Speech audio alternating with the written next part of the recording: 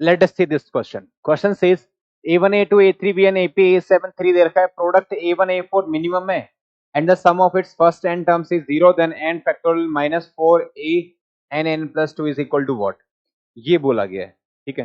Concept इसमें हमारे पास क्या है? Sum of AP. Sum of AP n terms के एपी का फॉर्मूला है, वो अपन इसमें यूज करेंगे. ठीक है. करेंगे कैसे वो देखो. तो ये एपी हमारे पास दे रखी है, बोले A7 ये है, तो A7 हमारे पास दे रखा है, यानी कि A प्लस 6D है वो 3 है. इसको अपन यूज करेंगे अभी. अपन प्रोडक्ट A1 A4 है ना, वो हमारे पास मिनिमम दे रखा है.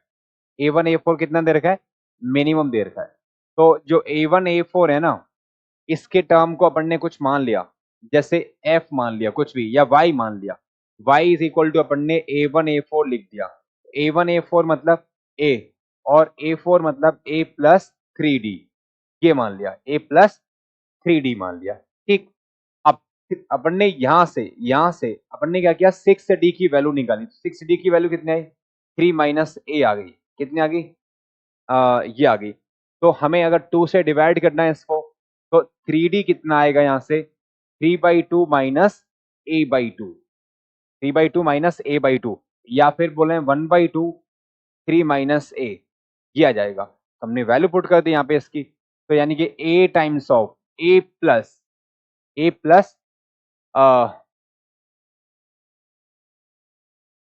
प्लस 3d की वैल्यू कितनी है? 1/2.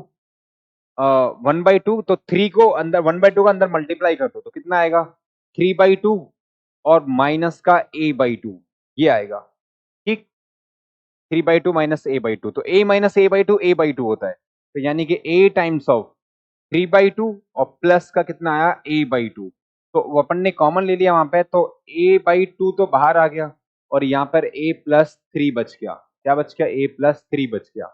तो ये y की वैल्यू आ गई. ठीक.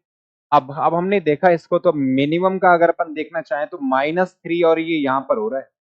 तो मिनिमम कहाँ पर होगा? ये मिनिमम तो इस पॉइंट पर होगा, जो कि पॉइंट कितना रहेगा? ये -3 मतलब यहाँ पे हमारे पास में कितना आएगा? एक ही वैल्यू कितने पर आएगा? -3/2 पर. ये क्या रहेगा? क्योंकि ये हमारा कितना है?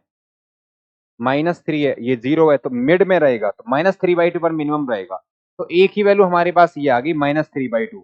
जब एक ही वैल्यू आ गई, तो हम डी की वैल्यू भी निकाल सकते हैं. ठीक है. तो डी की वैल्यू आप यहां से निकाल दो. तो यहाँ पे रखा अपन ने, तो -3/2 प्लस 6d कितना आ रहा है? 3 आ रहा है. तो 6d इक्वल टू कितना आ रहा है? 3 प्लस 3/2. तो यानी कि 6 और 3 9/2. ठीक है. तो d की वैल्यू आ गई कितनी? 9 कितना? 12. तो यानी कि 3/4. d की वैल्यू आ गई कितनी? 3/4 है ना. The sum of first n terms 0 दे रखा है. Sum of first n terms क्या दे रखा है? 0 दे रखा है. अब यहाँ पे क्या करें? सम ऑफ फर्स्ट n टर्म्स, तो Sn कितना दे रखा है? 0 दे रखा है. तो यानी ये कितना होता है? n/2 2a plus n minus 1 into D. ये 0 गिवन है. अब n/2 2a, a की वैल्यू हमारे वहां पे गिवन है. a कितना था? -3/2. तो हमने यहाँ पे रखा इसको, -3/2 plus n minus 1 into D. D हमने निकाल के देखा, 3/4 आया. कितना आया? 3/4 आया. और ये किसके इक्वल है? 0 के. ये तो ऑब्वियसली 0 होने वाला नहीं है. ठीक है. ये तो 0 होने वाला नहीं है, तो इससे ये कट गया. यहाँ पे हमारे पास फिर कितना बचा कि -3 प्लस 3/4n, और -3/4 इज इक्वल टू कितना आ गया? 0 आ गया. तो यानी 3/4n इज इक्वल टू कितना आया? 3 प्लस 3/4 आ गया. ठीक है. 12 और 3 15/4 आ गया. ठीक. तो 4 से 4 खत्म हो गया, तो n की वैल्यू 5 आ गई. n की वैल्यू कितनी आ गई? 5 आ गई. ठीक. अब n की वैल्यू 5 तो आ गई अपने पास. अब इसमें और भी कुछ पूछा था अभी. अब ये निकालना था. n फैक्टोरियल तो आ जाएगा, तो a टाइम a, और लोअर सफिक्स में क्या है? n+2.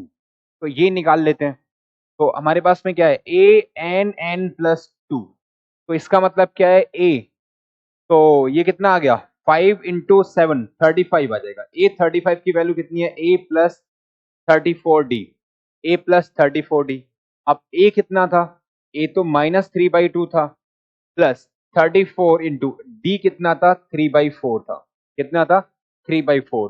तो अपन ने देखा ये तो 17 हो गया और ये कितना हो गया 2 हो गया, 3/2 अपन ने बाहर निकाल दिया तो कितना आ गया यहाँ पे, ये तो 3/2 बाहर निकाल दिया तो 17 माइनस 1 तो 16 आ गया, कितना आ गया 16। तो ये 24 आ गया, एक्चुअली कितना आ गया 835 कितना बन गया 24 आ गया। अब उसमें जो अपने फाइंड करना था वो देखो n फैक्टोरियल माइनस, हमें क्या करना था n factorial minus 4 times of an plus 2 ये निकालना था।